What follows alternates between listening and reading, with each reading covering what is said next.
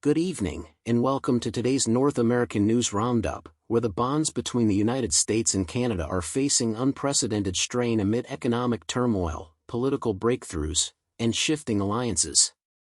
Breaking just hours ago, the U.S. Senate has taken a decisive step toward ending the longest government shutdown in history, now in its 40th day, as 8 Democrats joined Republicans late Sunday night to advance a compromise funding bill that would reopen federal agencies through January 30, 2026, with guarantees of back pay for workers and protections against further layoffs. This breakthrough, amid widespread disruptions from flight cancellations to paused food aid programs, comes as President Trump expresses optimism for a swift resolution, potentially easing pressures that have rippled north and complicated cross-border relations. Yet, even as Washington inches toward stability, tensions with Ottawa show no signs of abating. Canada's pivot away from the escalating costs of the US F-35 program has gained momentum, with Swedish manufacturer Saab reviving pitches for the Gripen fighter jet, including potential local assembly in Canada through partnerships like Bombardier. Reports indicate Prime Minister Mark Carney's government is seriously reviewing a mixed fleet approach, accepting a limited number of F-35s while bolstering defenses with cheaper, more maintainable Gripens, amid fears that reliance on American suppliers leaves Canada vulnerable in an era of unpredictable tariffs and defense ties fraying under President Trump's policies. Those tariffs continue to exact a heavy toll on everyday lives, particularly disrupting the cherished tradition of Canadian snowbirds fleeing winter for sunnier U.S. states like Florida.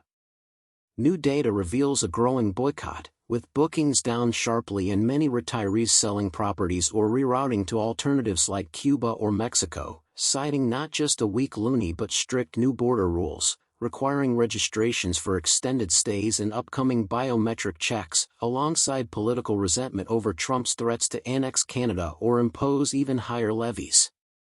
This migration dip threatens billions in U.S. tourism revenue, highlighting how trade wars are hitting personal freedoms and local economies on both sides. The economic fallout extends to unexpected sectors, as U.S. wine exports to Canada have plummeted by a staggering 91% in recent quarters, following provincial bans and a surge in buy Canadian sentiment.